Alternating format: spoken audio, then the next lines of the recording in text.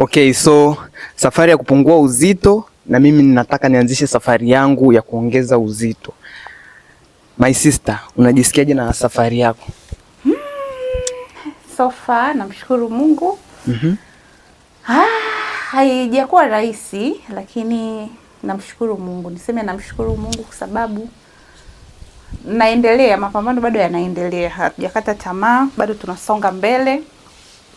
Yeah. Hivi ulishai kupanga? Sijai kupanga. Yaani hajai kupanga kabisa. Kabisa, historia ya kupanga yeye haijui. Haujai kusikia hata drama yote kwenye nyumba za kupanga au nini? Nimewahi kusikia kwa watu wakizungumzia, lakini sijai kupay attention sana, lakini nimesikia wakilalamika. Unakuta mtu analalamika sijui mwenye nyumba yake kila siku imefikia kipindi cha anatakiwa alipe kodi, sijui amechelewa. Kila siku mwenye nyumba yake anazunguka, anajifanya anaangalia bomba kama ni mbovu. Kila siku lazima anazunguka. Nimesikia kuna dada moja alikuwa ananielezea, anasema yani ilikuwa yani ni hectic, maana ilikuwa inabidi amke saa 10 arudi nyumbani saa 4 za usiku. Maana saa 11 saa 12 baba mwenye nyumba lazima ameshatia timu, anajifanya anazunguka, anaangalia nyumba yake wapi pabovu, lakini in real sense ilikuwa hata sio kwamba ni ubovu wa nyumba au ubovu wa nini, ilikuwa ni yani ampate kisirani, mtu anatafutwa. Mtu anatafutwa. Kwa hiyo ni vingi kwa kweli, ni vingi na stress pale. Mtu ndo kodi imeisha, huna kodi, basi kichwa kinauma. Yani haujai kuyamisi au maishani, hujai kutamani kuwepo kwenye hiyo changamoto? Kwa kweli hapana.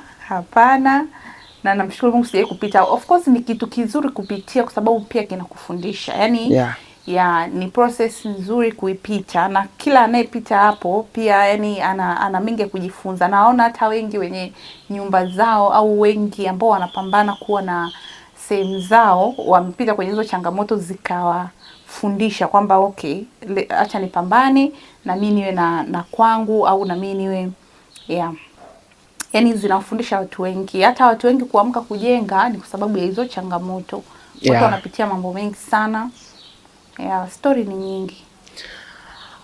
Mimi nataka kuongeza kilo. Najua nataka kupunguza kilo, mimi nataka kuongeza kilo. Okay. Nipe mbinu. Mbinu ni kuangalia pia unavyokula. Unajua kuna vyakula ambavyo utakula vitakusaidia kupungua, kwa sababu unajua mtu ukiwa unapungua kuna ile unakuwa sensitive nini unakula hizo calories. Tunaangalia sana calories, yani discipline pia ya kula. Yani huwezi kula ovyo afu utegemee kwamba utapungua. Kwa hiyo na kunenepa na kuongezeka kilo ni hivyo. Yani wewe vile vitu ambavyo sisi tunaviogopa, wewe unaweza ukala.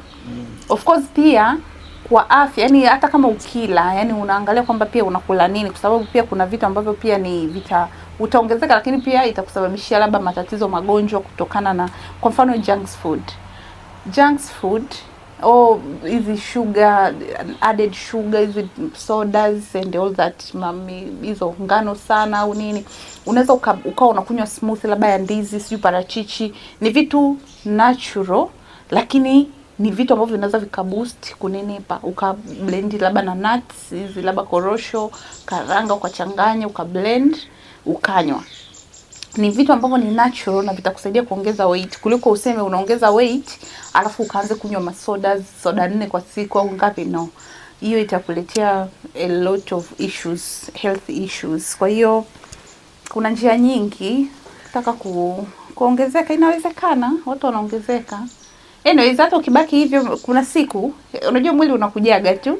Mwili unakujaga ukishajipata jamani. Maisha ya ghetto sio marahisi kabisa. Yani kushindia mlo mmoja, kutokula kabisa ni jambo la kawaida. So kwa mtu ambaye uko maskani sasa hivi unapambania, uendelea kupambana, miili inakuja tu. And hongera kwenye safari yako, kilo 3 zimeshashuka kuanzia umeanza. Ni mwanzo mzuri sana. So ukitaka kufikia huku tulipo, na sisi tunakukaribisha, sile sana, au sio? Yeah. So